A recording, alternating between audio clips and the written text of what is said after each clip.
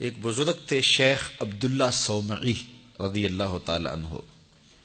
یہ نہر کنارے وضو کر رہے تھے تو کئی دنوں کے فاقے تھے. کیا دیکھا کہ پانی کی سطح پر بہتا ہوا ایک خوش نما سیب آیا تو اشتہا غالب ہوئی، اس کو پکڑا اور کھا لیا. جب کھا چکے تو پھر خیال آیا یہ تو میرا تھا ہی نہیں، یہ تو مال لقطہ تھا تو میں نے اس کو کھا لیا. اب اس کا مالک کیسے ملے؟ جس سمت سے پانی آ رہا تھا اس سمت سفر شروع کر دیا.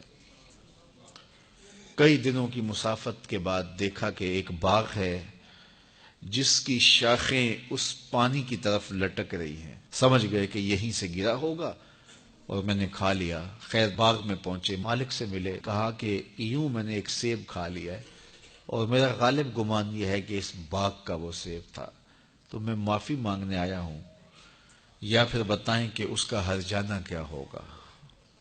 جب مالک باغ نے یہ بات سنی، وہ بھی صاحب نظر تھے، سمجھ گئے یہ تو کوئی در یگانہ ہے، یہ تو کوئی گوہر یکتا ہے.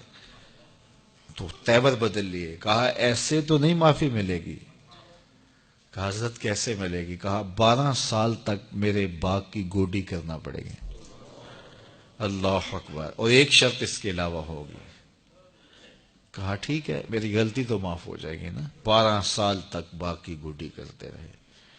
ایک دن فرمانے لگے وہ صاحب باغ جو تھے کہ عبداللہ کوئی سیب توڑ کے لاؤ، مہمان آئے ہیں. تو وہ سیب توڑ کے لائے تو وہ کچے ہی تھے. تو کہا تم 12 سال ہو گئے ہو سیبوں کے باغ میں رہتے ہوئے، تمہیں پتہ نہیں کہ کچے سیب اور پکے سیب کیسے ہوتے ہیں؟ کہا حضرت مجھ سے قسم لے لیجئے 12 سال میں ایک دفعہ بھی نظر اٹھا کے سیبوں کی جانب نہیں دیکھا. ایک سیب کھایا تھا، میں تو اس کی سزا بھگت رہا ہوں، میں تو گوڈی کرتا ہوں، اوپر کبھی نظر بھی میں نے نہیں اٹھائی.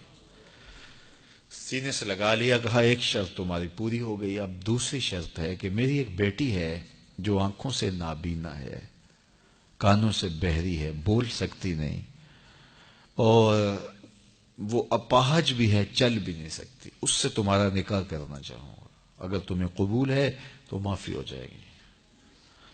کہا ٹھیک ہے جی قبول ہے، میرا گناہ معاف ہو جائے، میں زندگی کاٹ لوں گا، کوئی بات نہیں ہے. خیر نکاح ہو گیا.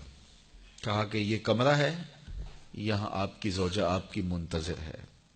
جب وہاں گئے تو ایک خوبرو دوشیزہ منتظر تھی. تو فوراً پلٹے کہ میں غلطی سے کسی اور کمرے میں آ گیا ہوں. پلٹتے ہوئے دروازے کی چوگاٹ سے سر پھٹ گیا، خون بہنے لگا. جب باہر آئے تو صحن میں پہنچے تو وہ بزرگ وہاں تھے. کہا کیا ہوا؟ کہ حضرت ایک غلطی کی سزا اتنی کاٹی، اب کہیں دوسری غلطی نہ ہو جائے. وہ تو کوئی اور ہے خاتون. کہا وہی تمہاری زوجہ ہے. تو میں بتاؤں کہ وہ بہری کیوں ہے؟